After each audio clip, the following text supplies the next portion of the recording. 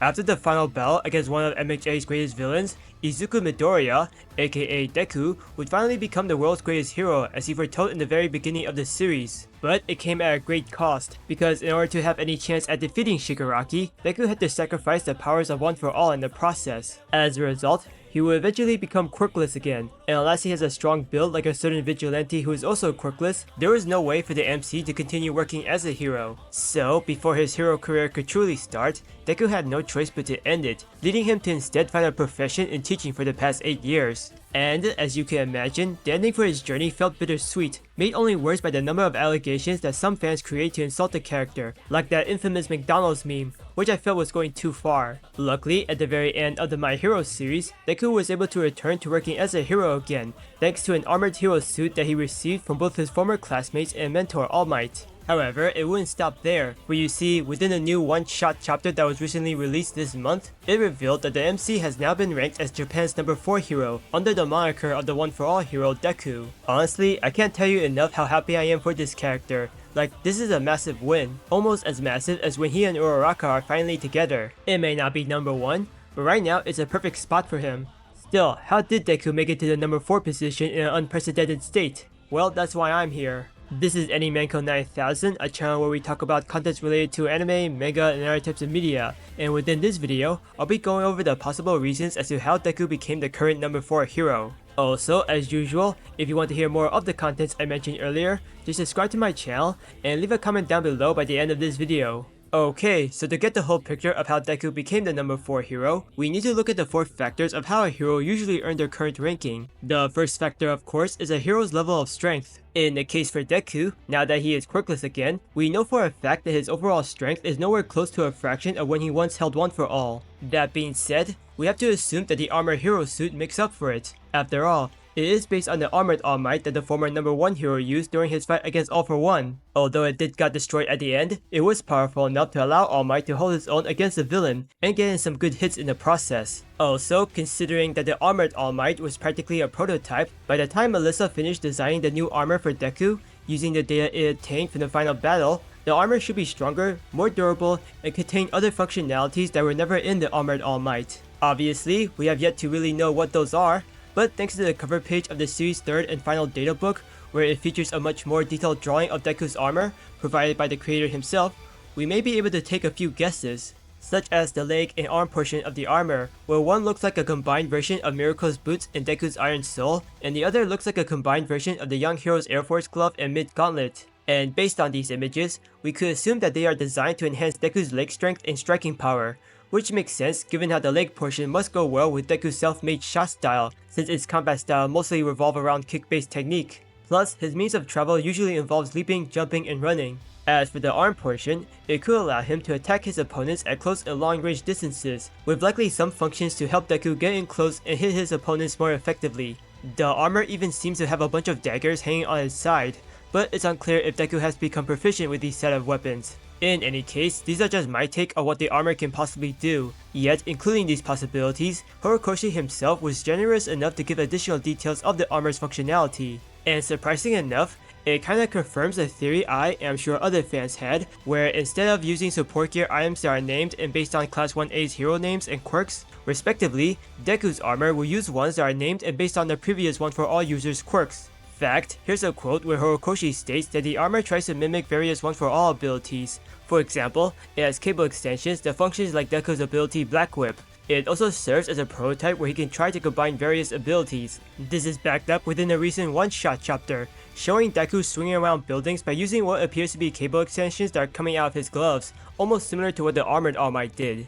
It also shows what I initially believed to be miniature rocket propulsions coming out of the armor's legs, but after a much closer look, from the way it's drawn, they seem more like energy-based constructs that are being emitted. Either way, it caused me to think that it could be part of the armor's function that allows Deku to use either Fa-Chin or float, likely the latter as it seemingly keeps the MC in the air. Furthermore, as mentioned in the quote, we can even see Deku somewhat combining the two abilities by using them at the same time like how he did with the original 2 quirks. It may not be much, but it's still more info than we currently ever got about the armor. Overall, even if we assume that these enhancements will only allow Deku to be somewhere around 45 to 55% of when he once held One for All, he's still likely to be stronger than most heroes. The next factor we can now look at is the number of cases a hero has resolved. Although, given how the series at the end is currently within a more peaceful era, there might not be a lot of crimes that Deku can solve or even get a chance to use his armor against villains, especially since the number of villains at this point have decreased thanks to the quirk counseling program expanded by Uraraka. Regardless, there are still some villains left, enough so that heroes also still exist at this time of peace. Sure, we could assume that there might not be a lot of them in Japan, but if the My Hero movies showed us anything, there are other countries that have its own set of dangerous villains, and have crime rates that could still be higher than the ones in Japan. So, for all we know, on certain occasions, Deku could take on missions and fight villains outside of Japan. Of course, most of the villains in that era likely wouldn't be on the same level as that of All for One, but there could be some who are still dangerous enough that they could invade other countries, with another few putting the entire world at risk. But like I said, most are likely not at All for One's level, so Deku should be able to handle them with practical ease. At the same time, since Deku has just recently returned to being a hero, he might not have actually solved a lot of incidents just yet. The one-shot chapter did mention how Deku seemed to have accomplished some astounding feats despite his hectic scheduling as a teacher, meaning that he must have resolved some villain cases that allow him to reach this far in the ranking system. However, if anything, his contribution of stopping Shigaraki's rampage and defeating All for One might still play a huge part under the number of cases a hero has to resolve factor. Regardless, once Deku resolved more villain cases within a year, I'm betting his ranking will probably grow higher. Moving up to the other factor for Deku's number 4 position is a hero's overall contribution to society. This one is pretty straightforward. Much like how Uraraka helps young kids to find better ways of controlling their quirks, Deku does his part for society by teaching a new generation of heroes. Now, back when the manga just concluded, I remember how some people seem to underestimate Deku's current work life, while also making jokes of how working as a teacher is just as worse as working in a fast food restaurant. But these same people also seem to forget that he is a teacher at a prestigious hero school. And as a teacher of UA High, I can only imagine how much he has done for the young generation of this new era. After all, since the very start of this series, Deku has inspired and encouraged many characters to become better heroes themselves, even giving some veteran heroes the courage to continue as one due to his heroic spirit. Heck, Deku also managed to help redeem 2 characters who were once villains, and as a result, they were later returned to help the heroes and play a huge part in the final war. What's more, the extra chapter and one-shot chapter seem to imply that Deku has become a respectable teacher over the years. I mean, I guess this is a given, as he is pretty much both an embodiment and living textbook of what it means to be a real hero. Plus, having to build up all the knowledge of how heroes do their work and use their quirks over the years must really help him to inspire, guide, and educate students on how to improve their quirks and actions as heroes, just as long as they can somehow understand his rambling. Finally, the last factor is none other than the hero's general popularity. Honestly, this one I initially had some doubt that it could play a huge part in helping Deku get into the top 10. Like, for most of the series, not only was Deku often overshadowed by his peers, it felt like no one, except maybe a certain few who he has become close with, really acknowledged all that he has done.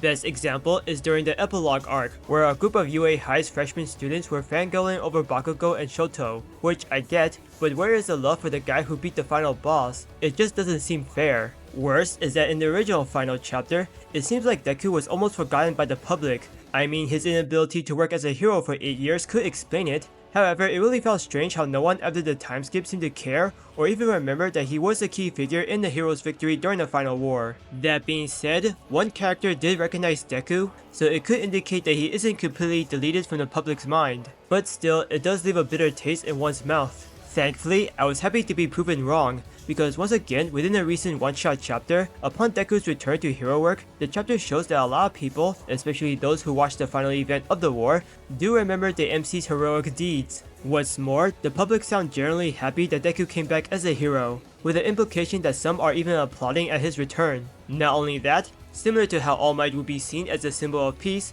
the public would see Deku as someone who embodies the ultimate hero and considered to be a legendary man. It may sound a bit much, but it does fit him perfectly, and truly emphasize how much the public fully acknowledged Deku as a real hero, hence how and why he got the number 4 position. Although I don't know if he will ever reach number 1, right now it's nice that the public in the MHA see Deku as a top tier hero. Anyway, that's it for the video, hope you enjoyed it. If you have any other ideas of how Deku became number 4, just leave a comment down below, and don't forget to like and subscribe.